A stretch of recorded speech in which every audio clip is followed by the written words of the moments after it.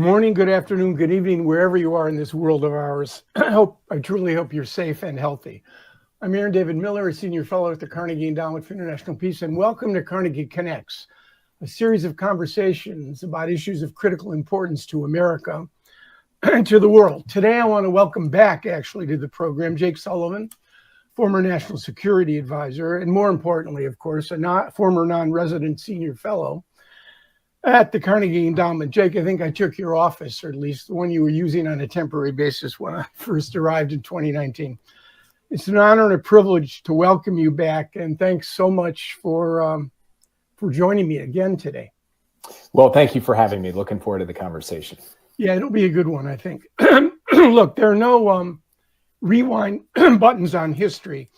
And I think it was William Faulkner who was writing in Requiem for a Nun who said that the past is never dead.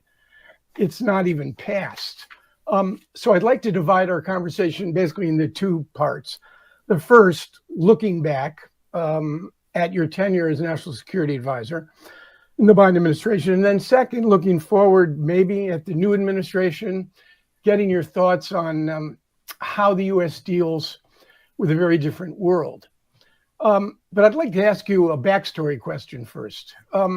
Call it the Sullivan backstory. When I interviewed Ken Burns a year or so ago, he spent considerable time on his mom, who died very young. And her death, Ken argues, really influenced his interest in things historical. And he wondered during the interview whether in examining the past, who he was really trying to connect with. So I just wonder, I'm wondering, how did Jake Sullivan from Minnesota, the center of the country, get enamored, interested, and influenced by not just foreign policy, Jake, but public service and the world beyond America's shores? Well, for me, it was my family. My parents, I have 4 siblings, 3 brothers and a sister. And we had a globe in the middle of our kitchen table. And, you know, dinners at our house were not a sit-down affair. It was just everybody goes in and grabs something because there were 7 of us and everybody had a whole lot of different things to do. Both my parents were working. But that globe was kind of the centerpiece to our conversations as I was growing up particularly in the 1980s, during the Cold War, during the time of Red Dawn and Rocky IV, Ronald Reagan.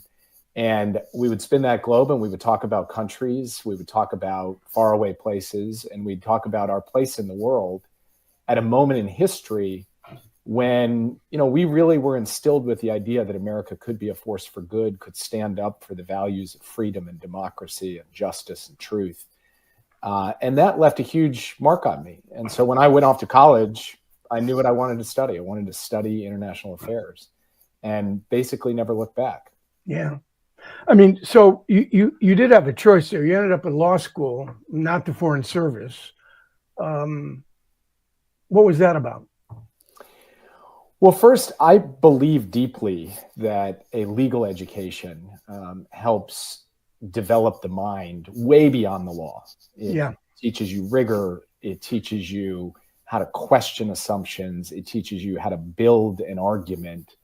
And it also teaches you how to see the weaknesses and blind spots in your own perspective. And for me, that was really important. The idea that, you know, one should not come at challenges and problems with certitude. You should come willing to acknowledge the strength of another person's argument, even if you disagree with it, and the weaknesses in your own, and do your best to continue to evolve and adapt as new information comes to light. I felt that my legal education and my years of clerking really allowed me to do that. The other thing about law school and about clerking that's really valuable is that you have to apply frameworks to new subject matter that you may not understand very well. You know, I worked on cases involving very obscure industries that I knew nothing about, and yet was able to come to some understanding about the puts and takes in that industry through quick study and through being able to apply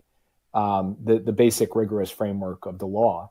And I feel like policy has a lot of that too. We're constantly presented with matters of first impression or an event somewhere in the world that we may not know that much about. We have to be able to bring to bear some tools to understand it, to ask tough questions about it, and ultimately to formulate a set of steps to respond to it. And I think a legal education also helps in that regard as well. Yeah, I'm particularly struck by your notion of looking in the mirror, taking responsibility and examining your own argument. I mean, critically important, I would argue, for a successful foreign policy and the advancement of American national interests. So let me move on with before we get to the issues, Ukraine, China, Israel, Gaza, and then what you make of what you've seen over the last 6 weeks, 8 weeks in Washington. I want to ask you, when you became National Security Advisor, did you have a relatively coherent or cohesive view of the world? When we spoke in June 2020, you basically identified 3 issues. Now, not coincidentally, they figured prominently in the Biden administration's foreign policy. The first was that the key to American power was domestic resilience, defined by our economic strength, what you described as our values, a just society. That was one. Number 2 was how we manage and advance our alliances. And the 3 was what you referred to at the time. I think the formulation has changed. At the time, it was a competition with China without catastrophe. It just seems to me that those 3 issues, maybe there were more that figured prominently in the former president's approach to foreign policy, but did I leave anything out? Is that a fair representation? I think it's a fair representation. It's about the foundations of American strength at home. It's about being flanked by allies and partners who can help force multiply for us. And I do believe that the long-term competition with China and managing it so that we are in a position of confidence in that competition while also avoiding a turn into conflict, those are going to be the defining features of whether the world is shaped in a way that advances American interests and values or whether it fails to do so. And of course, there are other issues that come along as we go, but those were the cornerstone of the approach that I brought to the job. And to me, they remain the cornerstone of what an effective U.S. foreign policy would look like going forward. Yeah. Before we drill down on the 3 or 4 regional and functional issues, 2 more questions. One is the issue of U.S. leadership. The Constitution talks about perfecting a more perfect union. It doesn't really talk about perfecting, although the founders, I think, and their successors saw American values. It doesn't talk about perfecting a more perfect world. One of my former bosses, Madeleine Albright, and you know this well, borrowing an expression, I think, from Bill Clinton, talked about America as the indispensable power. Indispensability defined as without life, there is no water. So it is something so important that you cannot do without it. And that notion that we are indispensable, what's your view on that notion of indispensability? Well, I wrote a piece in The Atlantic a few years ago where I took on this idea of indispensability. I understand what Secretary Albright was driving at. The idea that basically if America is not playing a critical role, if we're not in the room, if we're not mobilizing action to solve big challenges, either no one else will or someone else will who has a much darker or different vision for what the world should look like. And so I think at the core that makes sense. But what bothers me about the phrase indispensable is you're indispensable to someone else, not to yourself. It's an idea basically about delivering for others. And I believe that the core proposition of American foreign policy should fundamentally be about making lives better, safer, and easier, first and foremost, for the American people. Yeah. Now, I also believe in enlightened self-interest, which was a concept that Tocqueville talked about when he came and visited America. I think it's quintessentially an American idea, a positive sum mindset that says, yes, we look out for the American national interest, but there's nothing inconsistent between that and looking out for a larger common interest because the two can reinforce one another. We can do better and others can do better. Right. And that positive sum notion, I think, should lie at the heart of American foreign policy. And it is the exact opposite of the way the current president is approaching things, which is totally zero sum. If someone else is gaining, we're losing. We should gain at the expense of other people, as opposed to we all do better when we all do better. So this to me is a really sharp distinction between the way the current president approaches things and the way I think the best of America, both Democrats and Republicans, have approached things. Yeah, it's definitely a win-lose proposition for him. I just would note that de Gaulle quipped that the cemeteries of France were filled with indispensable people.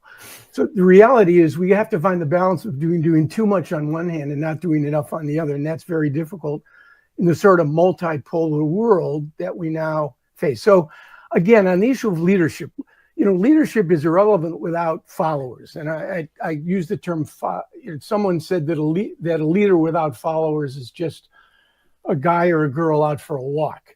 So the issue really becomes, how do you lead and attract others to associate with you? There's a wonderful line from, I think it's Shakespeare's Henry IV, a line Jack Kennedy loved. One character says to the other, "I can summon the spirits from the vasty deep." And the other one replies, "Well, so can any man. The question is, do they come when you call?" So the question here is, in this multipolar world, with a global South, with American credibility and values up for grabs, with our own domestic house in a fair amount of turmoil, democratic backsliding, how do you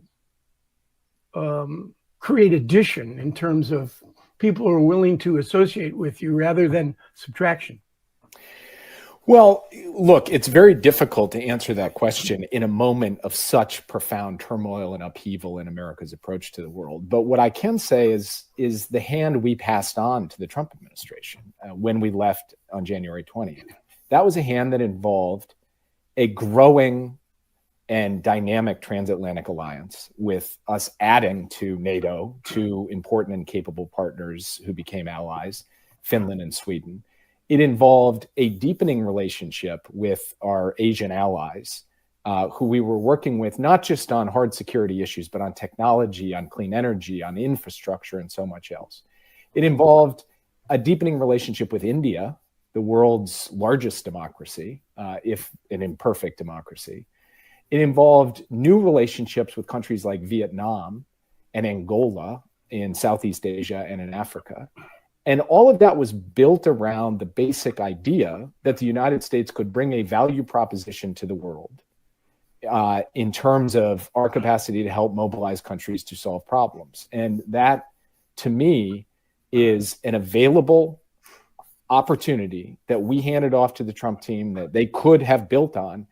And what I have been struck by is, instead of trying to carry forward the momentum of addition, they are pursuing a policy of subtraction, starting with the transatlantic alliance in Europe, but also even closer to home with Canada. And that is a source of real concern to me. All right. We'll get to that. One last question, and that is the issue of armchairing. You've said repeatedly that you don't want to be an armchair quarterback. And the basic reason is that you understand profoundly, frankly, I'd add my own voice to this, as do I, how unbelievably difficult it is to get anything done in government. And that's, I think I'll quote you here. You say, when facing a given hard policy decision, when you have imperfect people with imperfect information dealing with imperfect choices in almost every context, I hear Niebuhr speaking here, you're going to get and come up with imperfect results. And the question that, to me, has been, it's proximate solutions, if we're lucky, to insoluble problems. So how do you're looking now at the new administration from outside, and you have a set of core beliefs and values. Would you still apply the same sort of standard and forbearance to this administration Imperfect people, imperfect choices, imperfect information leading to imperfect results? I think that is a fantastic question. And I'll just be honest with you, Aaron, it's something I'm grappling with right now. Because obviously there's a difference between, people struggling with difficult circumstances and doing their best on the one hand, and on the other hand, engaging in wildly destructive behavior that, is at odds with my view of the national interest and our core national character. So I can't treat those two things alike on the one hand. On the other hand, it has been less than 8 weeks since I walked out of the White House for the last time. And so, yes, I am a little bit tentative about springing right in there and opining in decisive and definitive ways, because I think there is a notion that somebody who's just left a job, having been subjected to armchair quarterbacks for 4 years, should give a new team the opportunity, to pursue their policies and to, be careful about when to come in with very sharp critiques. Right. So the way I am now thinking about balancing that is just to try to explain what I think is right, and therefore what the concerns I have about the current administration's approach are, without getting into scorecards or, fiery rhetoric or other things like that. And I have to say that what we have seen over these 7 weeks, both domestically and on the international stage, is of enormous concern. And the arrow seems to be pointing in the wrong direction on fundamental things, like the question of how we treat our friends and allies, like the question of adopting a zero-sum mindset where winning necessarily means crushing others, including our closest friends. Right. And like abandoning the basic notion that the United States can have a purposeful, positive sum attitude that delivers for the American people, but also supports, the broader common interest as well. So these are things that I do have to speak up and speak out about, but I have to do so with a sense of caution that it is early days, and we don't know how the story will be written on Ukraine or on China or on the Middle East or on other significant issues. And so speaking with some degree of caution and humility, I think, is extremely important. And, I think your forbearance is greatly appreciated when it comes to foreign policy. I'm not entirely persuaded that it is deserved when it comes to what's happening here. We'll talk about the future of the American Republic, but I think, the founders talked about virtue, Jake. They talked about virtue in the presidency and virtue generally, virtue tethered to a broader conception of the national interest, of the common good, the community as a whole. And when you have a president who cannot turn the M and me upside down, so it becomes a W and we, you have a major problem, which is going to be played out not only in our domestic politics, where we're watching it every day, but in our foreign policy. Okay, so it's good transition in terms of imperfect, to say the least, results. 3 issues. Let's first talk about Afghanistan. You have said it's your biggest regret, not the strategic decision to withdraw, but the chaos and the seeming incompetence and humiliating position in which the United States was placed as a consequence of the process of that withdrawal. Any thoughts on how that could have been preempted and or avoided? I mean, not great intelligence, too quick to leave, poor planning. What happened? Well, let me start by saying something I think that's very important, which is when you end a 20-year war with all of the decisions that had piled up over those 20 years, all of the dependencies and pathologies that were attendant to our policy in Afghanistan over 20 years, there was not going to be a straightforward, smooth way to exit. It was going to, almost by definition, be beset by challenges. There was the deep tragedy of the loss of 13 brave American service members. And I'm not saying that to, say, oh, there's nothing we could have done better. I will come to what I think we could have done better. But I do think it is really important for people to recognize that when you are faced with the question of continuing a war or ending a war is going to have a certain amount of challenge associated with it, and it did. That's point one. Point two, which I also think is really important, is many of the things people said at the time about that withdrawal with great confidence did not come to pass. They said it would crater our alliances and our standing with our friends in the world. Our alliances, I think, were at historic highs when we passed things off to the Trump administration, both in Europe and in Asia. They said we would leave American citizens behind. To my knowledge, we did not leave behind American citizens in Afghanistan. Anyone who wanted to leave, we availed themselves of an opportunity to leave. They said we wouldn't get Afghan allies out, the people who had worked with us. We have gotten more than 100,000 Afghan allies out to the United States, far beyond what anyone would have anticipated at the time. And critically, on the strategic decision, it is a good thing that we are not entering the 25th year of war in Afghanistan today. So the biggest thing that I think we could have done differently is that in the days leading up to the final withdrawal, we very much deferred to the Afghan government, who did not want us to be creating panic or a sense of imminent collapse. And we were deferential to that. And that was a lesson that, in fact, we should not do that. We should have moved earlier to indicate that we were going to have an evacuation and that we were concerned about deteriorating conditions in Afghanistan. We were trying to avoid the very thing that came to pass, which was a rapid collapse. So that was based on the best information we had at the time.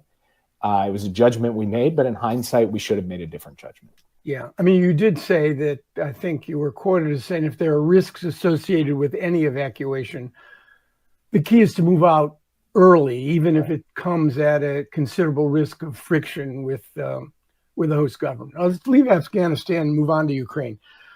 Look, again, with all due respect to the Bard, I think you summoned the spirits from the vasty deep, and people actually came. You built a cohesive, coherent coalition to oppose what was an effort on the part of Vladimir Putin to essentially extinguish Ukrainian sovereignty. You've cited the gains. Kyiv and Ukraine, well, at least for the most part anyway, are free and independent. The Russians have been thwarted in their initial aspirations. The conflict has not spread. World War III has not been triggered. NATO has expanded. All those things are true. But let's turn, and I think you've addressed these elsewhere. Let's turn to some of what your critics have said. Number one, you gave Ukraine enough to hold their own, not to lose, phrased negatively, but not enough to win. What say you about that? Well, first, you moved pretty quickly past what to me is a description of quite a good policy, of which I'm very proud.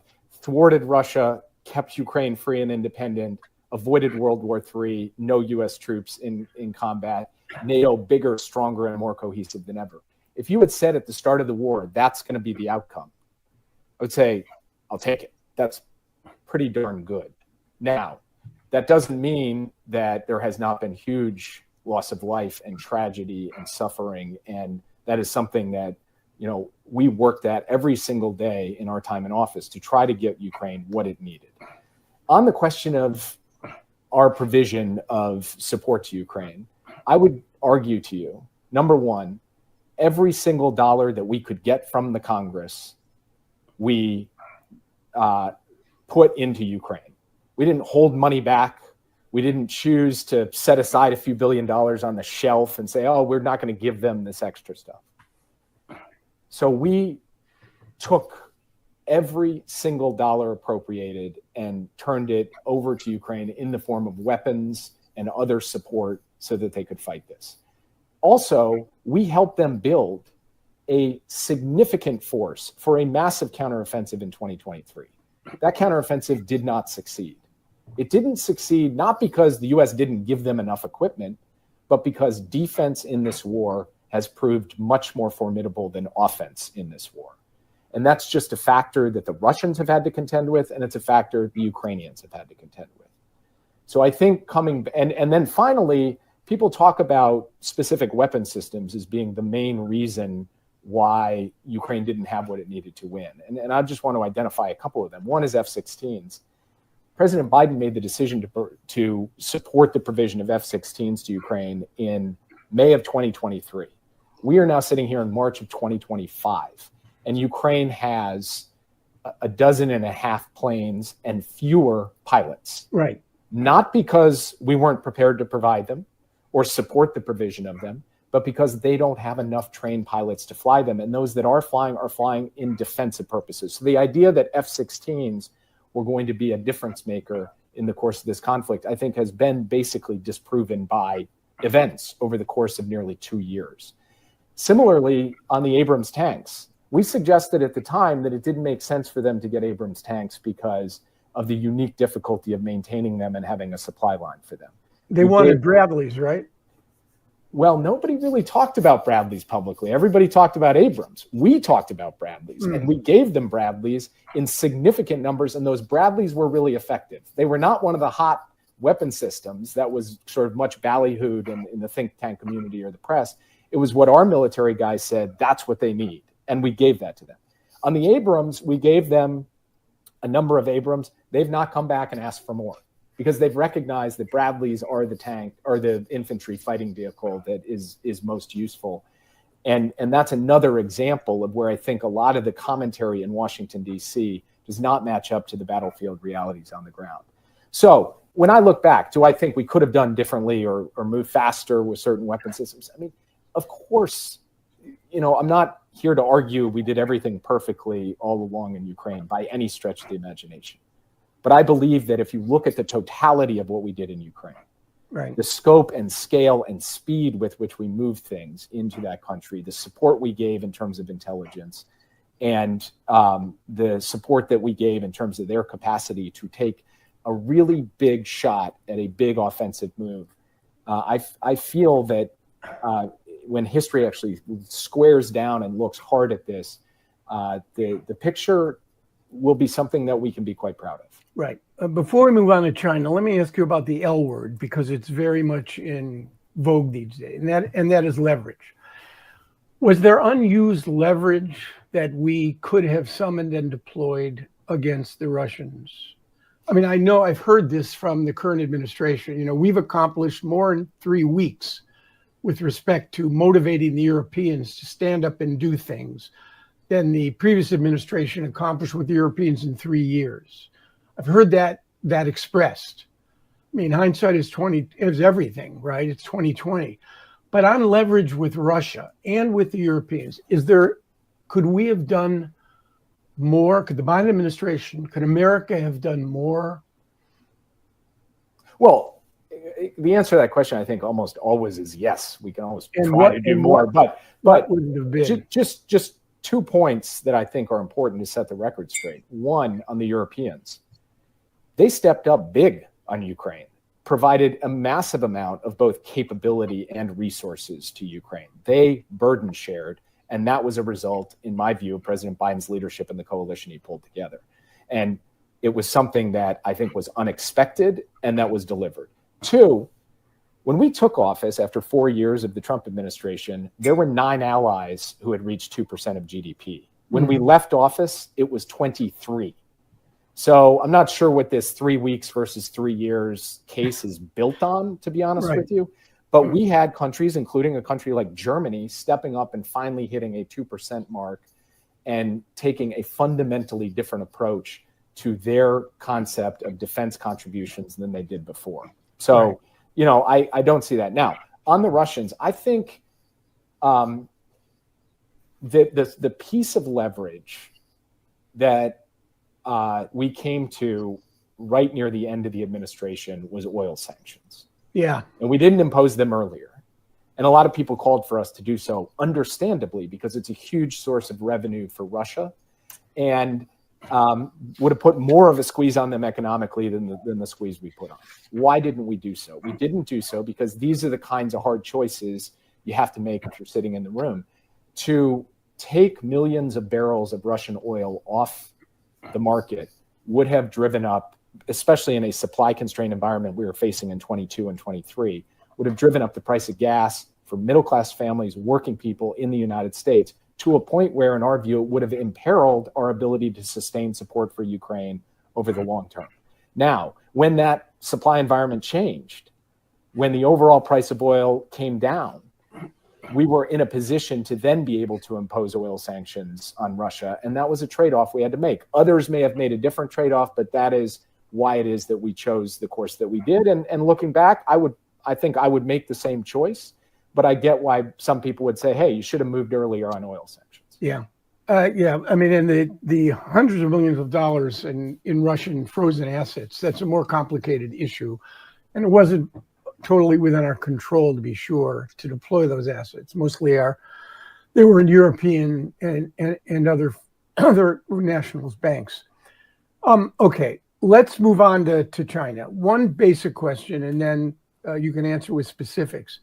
Do you think you got China right? Getting China right seems to me to be very, very difficult. U.S. policy seems to have toggled between looking at China as Satan's finger on earth, a country that wants to rule and take over the world on one hand. But we can domesticate China on the other. We can make it a responsible player in the international system. What's the middle ground? Is it a Chinese version of the illiberal international order, where the Chinese want to rewrite the rules in a way that are more favorable to them? So what is your conception now, having worked on this issue for 4 years? And how would you judge Biden administration policy on China 4 years on? Look, when we came in, I had basically three strategic premises for how we would approach the question of China. One, China is the only country in the world, and frankly in modern history, with the totality of attributes to challenge the United States economically, technologically, diplomatically, militarily, to try to displace the United States as the world's leading power, and the ambition to do so. One. Two, we are in a decisive decade in that competition to ensure that that does not happen. And three, no matter how this competition plays out, we are going to have to live alongside China as major powers in the world, because they're not going anywhere. So those are the three strategic premises that we came with. And so we said, what, on the basis of those, should our policy be? Compete like hell while managing competition so that it doesn't tip over into conflict. And that means intense competition has to be paired with intense diplomacy. And that's what we did. And where did we leave things when we handed off to the Trump administration? When we came into office, the conventional wisdom was that China was going to surpass the United States economically by the end of this decade. Now the conventional wisdom is they may never surpass the United States. Right. The conventional wisdom was China's going to dominate AI. Now America's in the lead. China is competing vigorously, but I believe the U.S. has the best hand to be able to shape the future of artificial intelligence in a way where it works for us rather than against us. And finally, we were able to take these strong competitive actions with our allies and partners, improving our overall strategic position in that competition without creating an inexorable downward spiral into conflict. Yeah. So from my perspective, I think the approach that we took to China and the position we have put the United States in 2025 is, looking back to where we were in 2021, I feel very good about our policy on China, which is part of a larger policy on Asia, which is part of a larger global strategy. Right. A quick word on Taiwan before we move on to Israel, Gaza, and then the Trump administration. The balance between effective deterrence on one hand and not giving the Chinese pretexts, justification, or fears that somehow we're eroding the, quote, status quo. How do you maintain a balance going forward to avoid what you have argued and said war is not inevitable with China, nor is a forced military takeover by China of Taiwan?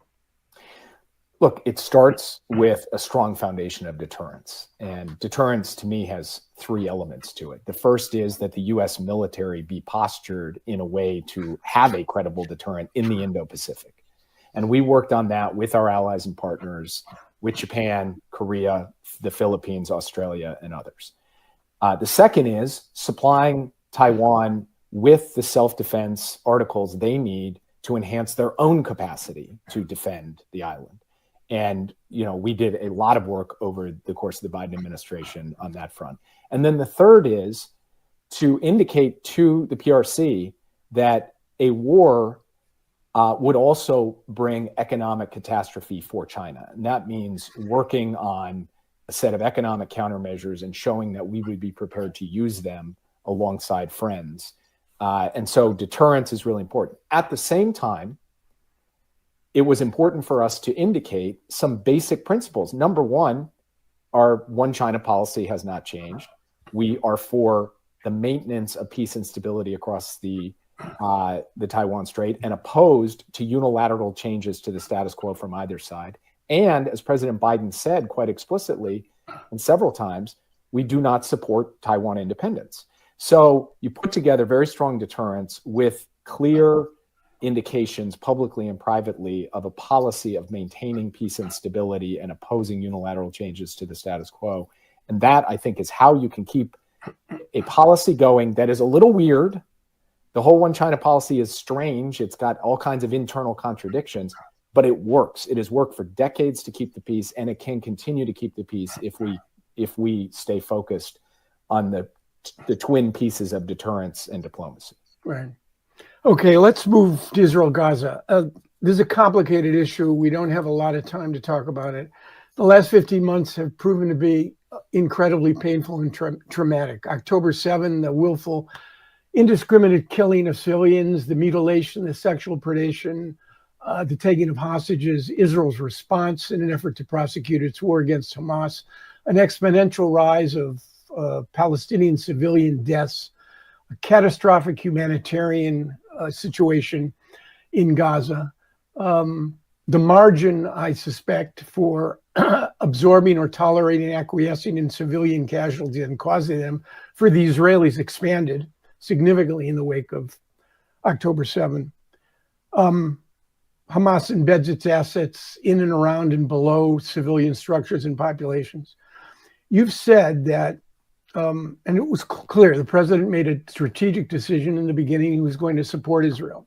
Emotionally, politically, it was Joe Biden. It's an example of how a president brings certain sensibilities and prejudgments to the Oval, which shape policy. You've said, though, that you will be constantly reflecting on whether there were particular decisions, or quote, particular decisions that you could have taken differently. And that process of reflection will continue. If I were to ask you to reflect now on three basic issues. One, did we do enough on humanity? I know what we did. Not a single shred of humanitarian assistance would have come into Gaza without Biden administration pressure. But did we do enough? Number one. Number two, could we have done more to pressure alter Israel's own calculations with respect to civilian harm, deaths and injuries? And number three, could we have done anything more? I suspect not, to change Netanyahu's calculation on day after planning. Those are three core issues you're going to be reflecting on. Gaza is not going to go away for any and all of us. What would you reflect on as you go through this process of looking back on those issues? So on the first issue, on humanitarian assistance and could we have done more, I think, again, as I've said to previous questions, the answer has to be yes. I mean, no, we couldn't have done more. Doesn't really, I think, pass the credibility test. But I do have to say, Aaron, having seen the evidence with respect to the humanitarian situation on the ground in Gaza after the ceasefire came in, one thing that emerged from my perspective, although I'm still waiting for more evidence on this front, is that there was a predicted and projected famine, widespread famine in Gaza. It was coming, it was imminent, it was nigh. And because of the United States, because we did push and prod and get more humanitarian assistance in, not enough by any stretch, but more, I do believe that we forestalled a massive famine in Gaza. And I don't think that that is a small thing. I think that is the product of US policy and US pushing. So not enough, but I think on humanitarian assistance, our capacity to shape Israeli behavior imperfectly was greater than it was on your second question, which is limiting civilian harm. And here, the real question that I think people rightly ask is, should you have done more to use the leverage of the provision of munitions to Israel, weapons to Israel, to get them to alter course? We did withhold 2,000-pound bombs because of the unique destructive capacity of those bombs. And actually, there's been very good analysis done of just how dropping those bombs in densely populated urban areas caused such catastrophic and massive damage. Well, those shipments have now been resumed. And if the Israelis do, in fact, re-engage militarily, you're going to see just what impact they're going to have. Yeah, I agree. We saw it in the early weeks of the war, and the shipments have been resumed, and now we'll see it again. Should we have done more on the withholding of weapons? Where I have been, but again, this is, these questions of how to use leverage are kind of, at the end of the day, so fundamental to so much of foreign policy. And there's no scientific formula. There's no mathematical equation you can apply. It's judgment. And my judgment is, unfortunately, Israel was not just fighting in Gaza. It was being attacked by Hezbollah. It was being attacked by the Houthis. It was being attacked by the militia groups in Iraq and Syria. And it was being attacked by Iran itself directly, on multiple fronts. And so for me, the idea of saying, we're not giving you weapons in the midst of all of that was very difficult to square. And that's kind of where I am on this issue. It is difficult when a country, a friend, is at war, is under fire in so many ways from so many fronts, and then say, you know what we're going to do? We're going to squeeze you by cutting off your supply of the very things you need, to be able to prosecute a military campaign against all of these different fronts. So I think that's where I am. And then finally, on the day after planning, I mean, you have forgotten more about this than I know, about the challenge of a comprehensive or longer term lasting solution here, and how difficult it has been to get there over decades, and how much harder it is today for a variety of reasons. I wish that we could have come up with a formula or a set of steps that would have put us in a better position for day after. I do not believe that we have a clear approach to the day after. I still think it is elusive to this administration, and certainly this answer of depopulating Gaza, is not, from my point of view, a moral or wise thing to do. But I don't, that to me is more a regret of not having developed an effective strategy than it is, squeezing Netanyahu more. I think we were not able to put the puzzle pieces together on that. That has been elusive across multiple administrations. I think it remains elusive under this one. I mean, I think that point is well taken. The reality is, Jake, we've rarely used leverage on, forget the Israelis, where there's a clear domestic political cost. And we don't use leverage on many or any of our friends. And I think that is again, you're watching something over the last 6 weeks, which is quite remarkable in that regard. I would argue it's ineffective and undermines our partners and our friends. Finally, we're really out of time, but I do want to get your sense of the challenges facing this republic domestically. You have nothing short of an assault on the very essence of liberal democratic government, liberal in the generic sense of the word, respect for rule of law, constitutionalism, the respect for individual rights. This is everything. Everything that is being done is fundamentally, I won't invoke your name, I'll invoke mine, runs against everything that I have tried to do, what previous administrations, Republican and Democrat, have tried to do. How are you processing all of this? And you are now going to go to the Kennedy School, the inaugural, you'll be a professor of practice, honor of the late Henry Kissinger. You're going to have an opportunity, and people will listen. They're not going to hit the delete button to what you have to say, both on domestic and foreign policy issues. How are you processing this now? You know, I have to say that I have grave concern on the foreign policy front. But as I said, a lot is yet to be written. And so there's a lot more to try to understand about where this is all going. When it comes to the effort to degrade America's democracy and the major institutions of that democracy, which I believe is an effort underway, that is not grave concern. That is a 5-alarm fire. And we all have to speak up and stand and be counted to say whether it's to do with the press or to do with the Congress and, you know, the spending of duly appropriated money, or the effort to chill law firms and litigation, or so many other examples that we've seen in just a few weeks. This is just an absolutely existential moment from my perspective for the United States not to end up going down a dark path. And I have to say that, and everybody has to say that. Now, what exactly is the end of this project? How should we characterize it? What are its attributes going to be 6 months from now, as opposed to, you know, just over the course of the first 6 weeks? I also think we have to continue to watch, adapt, understand, and, you know, be prepared to you know, make adjustments to our understanding of what's happening, because, you know, again, this has been such a short time so far. But yeah, I mean, I don't know exactly in what way I or others should be using our voice in this moment, but I do know and have conviction that we have to do so. Yeah. Particularly on these issues of the assault on the kind of foundations of our constitutional republic.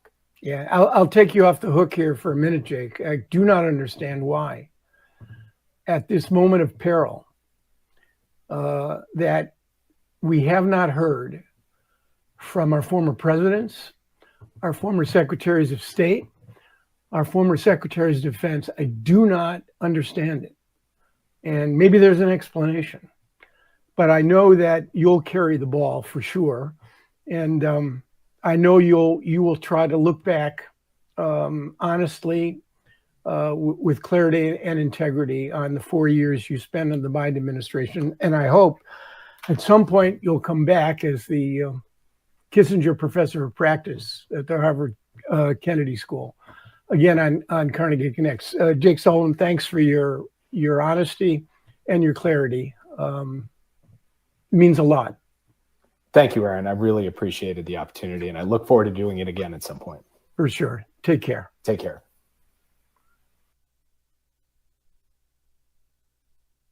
各位国人同胞，现场媒体朋友，线上收看直播的好朋友，大家好。最近在许多场合，不少国人向我表达同样的忧虑。他们看到有现役、退役军人被中国收买、出卖情报，甚至组建武装力量，计划伤害自己的国家和国人。有艺文工作者为了个人事业上的利益，不惜配合北京的指令，说自己的国家不是国家。他们也看到中国官媒用来挑弄台湾内部对立的讯息，总是很快的被特定管道传播。有人甚至以协助中国官媒录制统战节目为业，散播民主无用、以美敌军，操弄分化和对立。很多人很忧心，我们的国家还有得来不易的自由和民主，共同打造的繁荣进步，将因为这些统战操弄一点一点流失，诚如知名战略学者葛轩尼克对中国统战作为的分析，他说：“中国是透过颠覆、渗透、收购媒体，发动媒体战、心理战、法律战来分裂和征服我们。他们的企图是在我们的社会中种下不和的种子，让我们忙于内部矛盾，而忽略来自外部的真正威胁。数十年来，中国并吞台湾、消灭中华民国的野心，没有一天改变过。不仅仅持续文攻武吓，对台湾社会的统战渗透也愈来愈严重。从2005年，中国颁布所谓的反分裂国家法，把武力并吞台湾视为国家任务，到去年6月发布所谓的惩毒22条，将所有不接受台湾是中华人民共和国一部分的所有人都视为惩戒对象，作为伤害台湾人民的借口。最近更扭曲联大2758号决议，再显示出中国对台湾主权日益迫切的威胁。过去这段时间，中国更利用民主台湾的自由与多元开放，吸收黑道、媒体、名嘴、政党，乃至于现退役军警，在我们的内部进行分化、破坏、颠覆等活动。根据国安局的报告，去年2024年因共谍案起诉人数共64人，是2021年的3倍之多。其中，统促党、富康联盟党、台湾军政府等为中国发展叛国组织部建武装力量的案例，在民主自由社会令人匪夷所思，但却真真实实存在当前台湾社会。中国更处心积虑对国军进行渗透及间谍活动。去年涉及共谍案遭起诉的现役及退役军人分别为15人及28人，合计占共谍案比例高达66%。我们更警觉到，中国近来借由广泛核发中国护照，利诱我国人申办中国居住证、定居证、身份证等，企图让台湾人民混淆自己的国家认同。中国也将两岸交流视为对台统战的管道，在台湾内部区隔敌我，分化台湾内部，削弱敌我意识，并意图架空政府公权力，塑造中国已经在台湾治理的假象，借此扩大对台湾内部的影响力。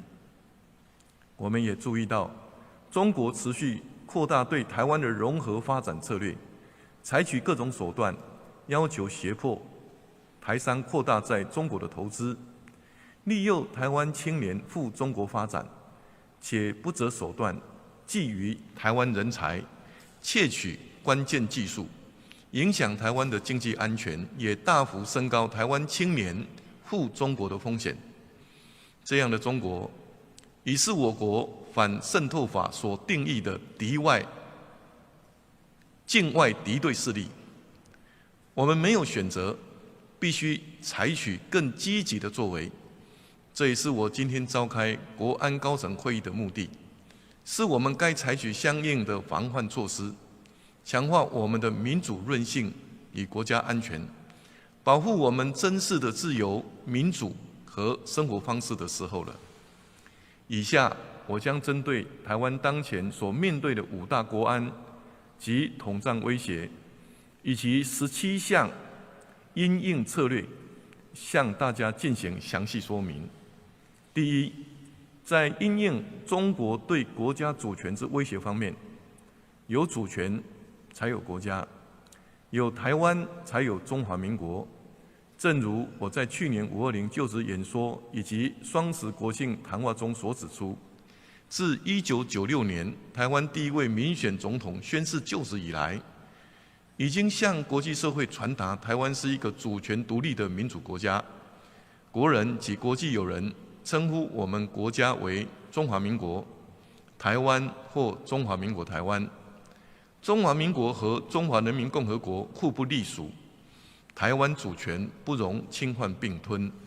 中华民国台湾的前途必须由2300万台湾人民决定，这就是我们要捍卫的现状。台湾社会最大共识就是捍卫民主、维护主权以及守护我们民主自由的生活方式，坚决反对台湾被中国所并吞。策略一，请国安会、国防部及行政团队要全力推动和平4大支柱行动方案，展现全国上下一致反对中国并吞台湾的全民共识与坚定决心。策略二，请国安会、外交部拟定行动计划，透过与友盟国家的合作，向全世界宣达我们反对中国并吞台湾的国家意志与社会共识，反制中国意图在国际社会消灭台湾、矮化台湾主权的野心作为。第二，在因应中国对国军的渗透及间谍活动之威胁方面，策略一，全面检讨修正军事审判法，恢复军事审判制度，让军法官回到第一线，与检调司法机关共同协力，处理现役军人涉犯叛乱、力敌、泄密、废除职务、抗命等军事犯罪之刑事案件。未来现役军人触犯陆海空军刑法之军事犯罪案例，将交由军事法院审判。策略二，进行相关配套改革，包括订定军法官人事条例及军事法院、军事检察署组织法等，将在完成全部规划及讨论定案后，由国防部向社会做完整说明及沟通，让军事审判制度的恢复能被社会信任及充分支持。策略三，为有效遏制现役及退役军人各种严重打击国军士气的争议言行，国防部需严明在陆海空军刑法增订对敌人效忠表示之处罚，并修正对于领取、退除、给予人员之相关规范，以有效维护军队的纪律。第三，在因应中国混淆国人对国家认同之威胁方面，策略一，请内政部、陆委会等相关机关就国人同胞申请中国涉及身份认定的各种证件，包括护照、身份证、定居证、居住证等，持续进行必要的清查及管理，尤其是对国家有忠诚义务的军公教人员，以严防并遏制中国借融合发展为名，进一步采取试图扭曲我国人对国家认同的统战操作。策略二，对中国人士及港澳人士规划及融入台湾社会，在兼顾台湾社会发展及个人权益下，需有更多国安考量。原籍中国人士申请来台定居，应确实依照我国法律放弃中国户籍与护照，不能兼具双重身份。有关香港及澳门人士申请来台定居、居留等相关制度，将增列长期居留规定，以符合实际需要。第四，在因应中国借两岸交流对台湾社会统战渗透之威胁方面，策略一，鉴于赴中国旅行的风险越来越高，113年元旦迄今，陆委会接获通报之国人赴中失联、遭留置、盘查或关押者合计71人，未通报之数字可能数倍于此。其中有3名年长的一贯道亲，从去年12月被拘捕，迄今未获释。相关机关要提高国人赴中国旅游风险意识，持续加强公众沟通，并落实各种登录制度，以减少赴中国旅行的可能意外及风险。策略二，应落实中央及地方各级公职人员赴中国交流的揭露制度，从行政官员到民意代表，从立法委员到村里长，皆应将交流资讯公开化、透明化，以向国民负责。内政部也应建立宗教团体等公益组织赴中国交流之揭露制度，以防杜中国的干预与统战。策略3，对中国人士来台交流进行风险管理。中国人士来台之审查及许可，应以进行正常两岸交流以及对等尊严的官方互动为范围，并应将两岸情势变化等相关因素纳入考量。应严格限制具有统战背景的中国人士来台，以及禁止中国人士来台进行具统战性质之活动。策略4，两岸交流要避免受中国政治干预及衍生国安风险，包括宗教、文化、学术、教育等交流案件之审查及管理，应本于去政治化、去风险化之原则，让民间交流尽量单纯化，符合推动健康有序交流的初衷。策略5，为遏制中国借文化统战削弱台湾主体性，行政院应研拟提升本土文化产业竞争方案，加强辅导及奖励国内影视及文创产业，深化民主文化创作优势，提升国际竞争力，并鼓励对台湾本土历史文化的研究。策略6，强化影艺从业人员在中国发展的辅导与管理。主管机关应提供影艺人员在中国发展之言行应注意事项，并明确涉及危害国家尊严相关言行之查处范围，以避免中国施压我影艺人员表态或做出危害国家尊严之言行。策略7，相关主管机关应采取积极有效作为，防止中国透过网络、应用程式、AI 等工具对台湾进行认知作战及危害治安。策略8，为落实以上各项措施，请主管机关应全面检视现行相关行政命令、措施、解释令等，完备相关执法规定。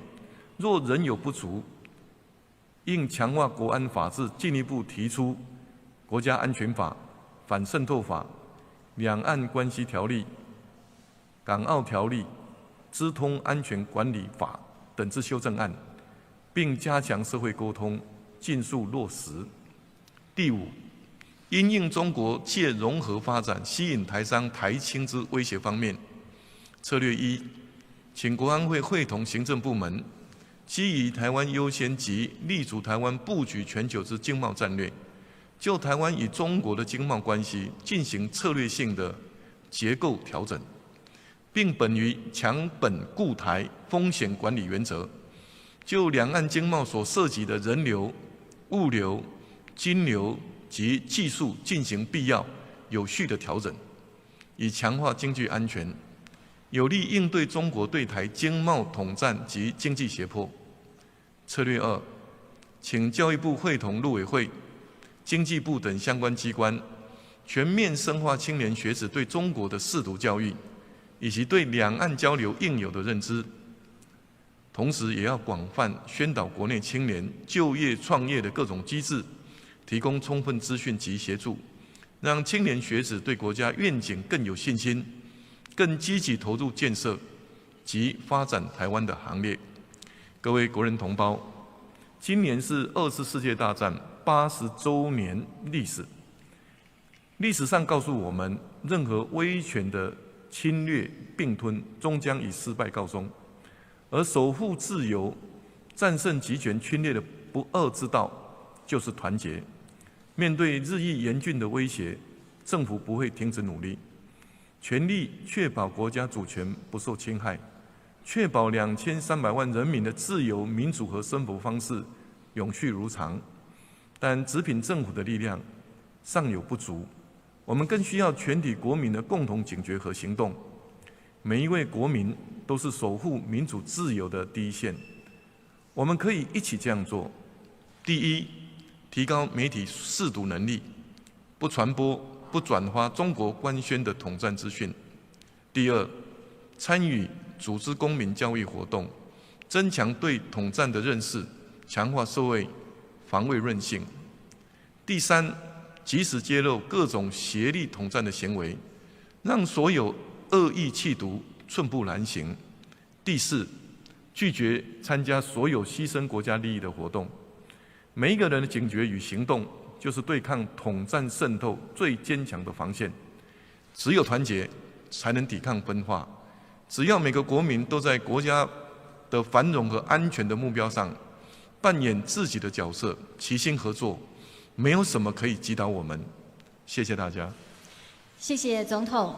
继续，我们要开放媒体提问。今天半小时的记者会，预计开放3题的提问，也请大家循惯例在举手之后，先告诉现场的朋友们所属的媒体平台以及姓名，再进行提问。首先，第一题，东森的袁春。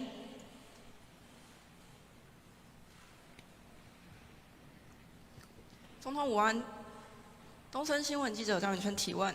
总统想请教您，刚刚有谈到中国统战以及渗透加剧，那近期有中国籍的配偶是在网络上谈到了这个武统台湾的言论，那他也是被撤销了这个居留许可。那您觉得说这也是统战的一部分吗？那其实国台办也是批评说这有点是在打压他，那也有人认为这是言论自由的范畴。那您觉得说如果言论自由不能无限上纲的话，有什么样的红线或是定义吗？谢谢。鼓吹战争、仇恨和强暴罪行，伤害自己的国家和国人，不是言论自由，是联合国公民与政治权利国际公约所明确规范的犯罪行为。政府为了保护国人、保护国家，应该做的事情就要去做。我们也都很清楚，台湾是一个移民社会，多年来有来自世界各地的人民来到台湾，包括从乌克兰来的瑞莎，她带着台湾的小孩走上国际体操的殿堂，还有刚离开我们来自美国的彭蒙慧老师，用一辈子投身台湾的英语教育。那还有来自美国的高博凯，在篮球场上为台湾争光。另外也有来自法国的白台瑞教授，他是国际知名的科学家之一，现在正带领台湾的学子在进行生医领域上面的研究。我们特别要强调，不管来自哪里或者是什么样的族群，只要认同这块土地、热爱这块土地，就是这个国家的主人，我们都会欢迎他们，而我们也都是一家人。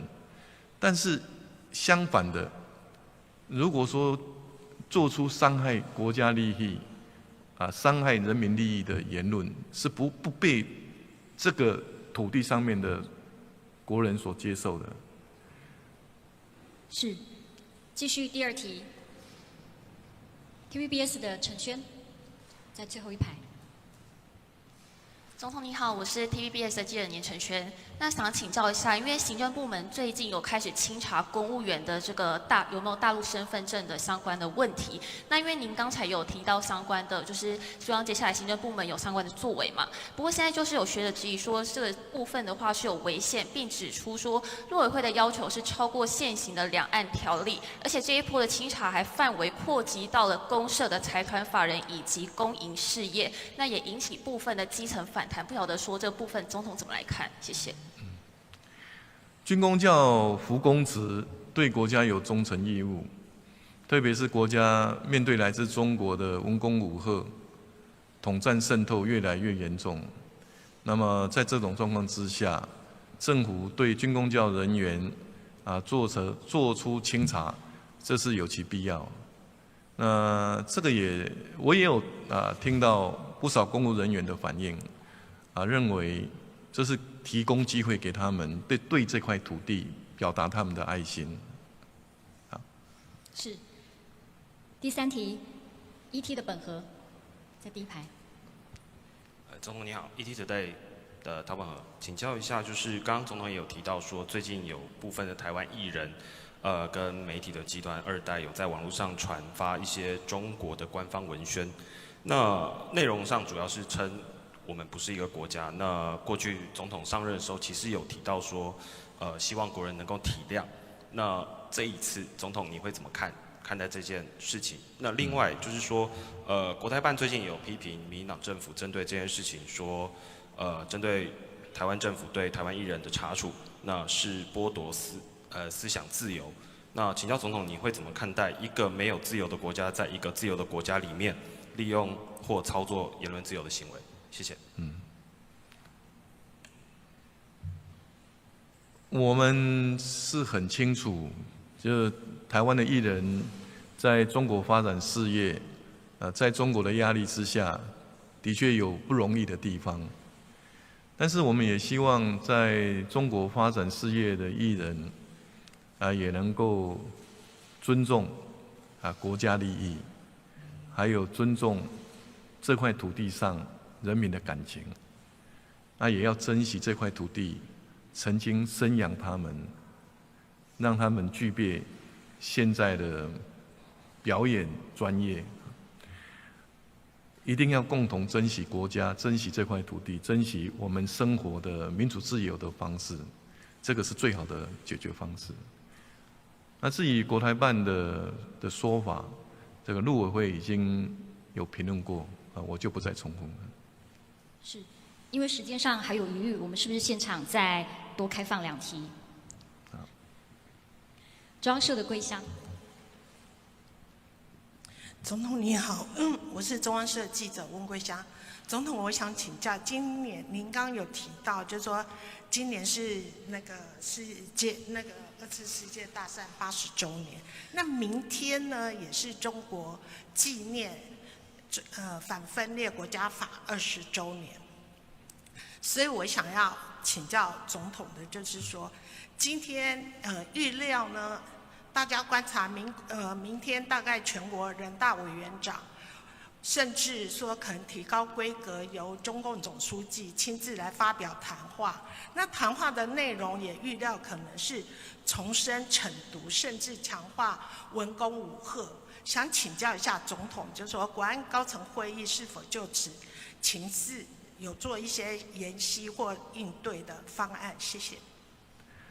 好，今天的国安高层会议，刚刚我已经说明，是为了因应来自中国以并吞台湾为目标的渗透统战，针对各类型威胁，以积极作为来确保国家主权，确保国人民主自由的生活方式不受到危害，因此我们才召开这个国安高层会议。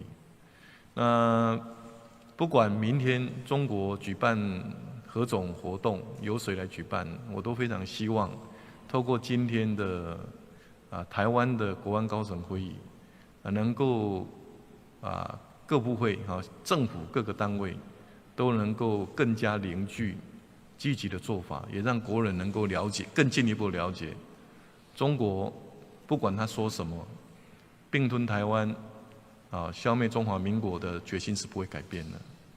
我也非常希望能够跟全国人民一起努力。好，是时间的关系，我们开放最后一题。自由的陈瑜。总统好，我是自由时报记者陈云。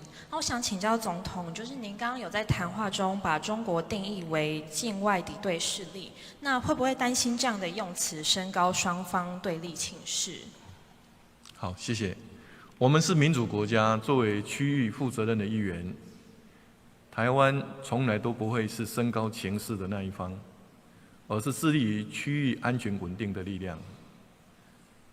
而因为根据我国的反渗透法的定义，所谓的境外敌对势力，指的是和我国交战、武力对峙，或是主张采取非和平手段危害我国主权的国家、政治实体或者是团体。因此呢，根据这么多年来中国对台湾所进行的文攻武吓、统战渗透，其实可以清楚看得出来，完全符合反渗透法的定义。中国是台湾境外的敌对势力。大家好，大家好，大家现在收看的是华尔街电视的思想讯息报啊。最近，美国的总统特朗普向全世界很多的国家发起了关税之战，那么这些国家呢，都相应的做出了一些回应啊，有的马上就是了，同样的给予了这个反制措施，也对美国的产品实行了这种关税。那么这样一种关税的行为就是在美国实际上是成为了一种政党政治。支持特朗普总统的人认为，这是挽救美国振兴美国经济的一个必要的一个举措。那么这样一种举措，利用关税能不能达到振兴美国的这个经济，或者说呢？这一场关税之战会不会引起美国的衰退？实际上，美国的经济学家、美国的一些企业界也表示了这样一种担忧。当然，支持特朗普的一些这个企业家或者是政客，那也是有支持特朗普总统的。我想就这个问题请教一下李希博士，你怎么看待关税之战怎么看待美国？有没有可能会出现经济衰退？谢谢。好，谢谢这个何明先生的提问啊。近期如果大家在华尔街听到最多的一个词叫什么呢？叫做 D 开头的词D word。那我们知道在英文里面，如果你说 F word 就是这个骂人的这个词，但是又不好意思说出来。现在这个 D word 是什么呢？就是这个叫衰退depression。那么美国短期内到底是不是会陷入衰退呢？刚才何明先生问到了这个问题，其实是一个非常重要的问题，也是现在市场参与者最关心的问题。那首先呢，我觉得我们先区别两点，第一就是经济衰退本身，还有另外呢就是衰退交易。什么叫衰退交易呢？之前的意思是在2024年的时候，就是市场因为预期衰退而进入了调整期，对于市场本身的影响是非常大的，但是最后呢没有进入真正的经济衰退，所以这两点呢我们首先要分析。那么现在到底美国是不是会真正陷入衰退呢？还是我们看到的市场的不确定性只是一次衰退交易的狂欢呢？首先我们就看到整个美国的经济在分析者看来有三大驱动力。三大驱动力是什么呢？第一就是科技第二呢就是财政，第三呢就是信用那么现在对于美股来说，科技周期是最重要的一个因素。那如果看到产业来看的话，我们看到这个研发投入还在继续整个呢还是在科技周期的上行期，没有进入下行拐点这样的一个情况。那我们也看到，虽然中国等等国家在 AI 技术方面取得了突破，但是美国的主导地位仍然是在的，并且接下来整个这个我们叫做跟 AI 相关的突破性的叙事本身还没有结束虽然是有所松动，特别是之前市场对于科技公司这一种高的离谱的估值，现在信心是出现了动摇，所以呢这个科技股现在的确是出现了某一种估值的调整压力，但是就此说这一次美股科技股就要彻底崩盘，我觉得还为时过早了。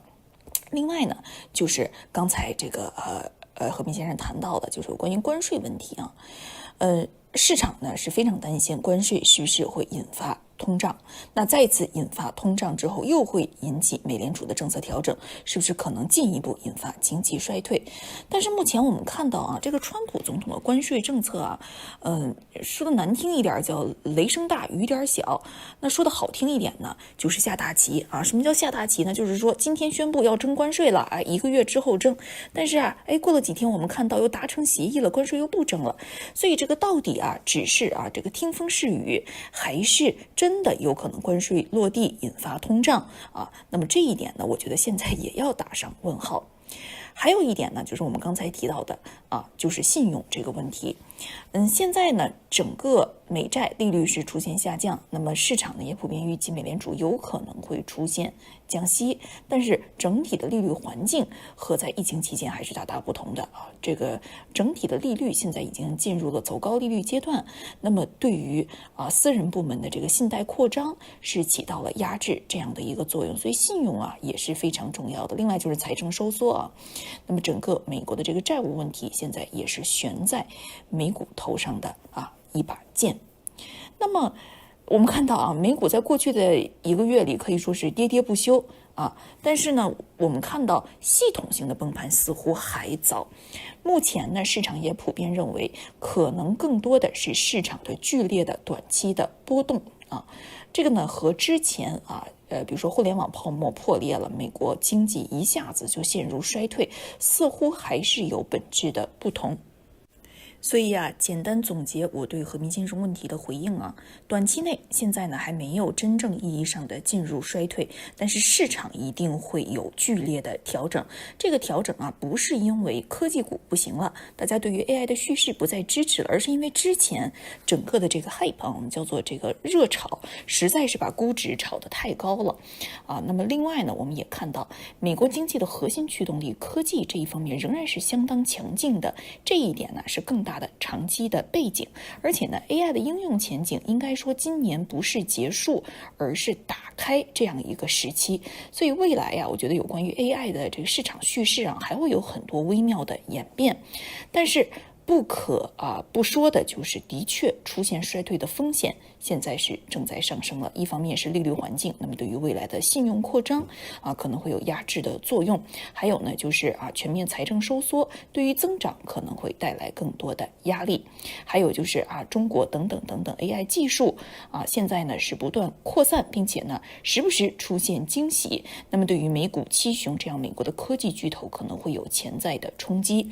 而整个美股呢又是有几大巨头撑起半边天这样的一个态势，这一点之前我们在节目中也为大家讲过了那么现在呢这个关税问题是给市场增加了更多的不确定性，但是具体关税是不是会落地，现在我个人是十分存疑的。那如果真正落地之后真的是出现了通胀问题，真的是引起了利率政策的进一步改变，那当然呢就是另外一个话题了。所以整个美国经济在2025年还是有很多的不确定性的。那么现在我们看到的消息面也是自相矛盾，我觉得现在还需要一些耐心。当然如果您是希望在这个衰退交易中那么靠自己的预期对于短期的波动对赌，并且下注，其中的风险也就我们叫做这个冷暖自知了。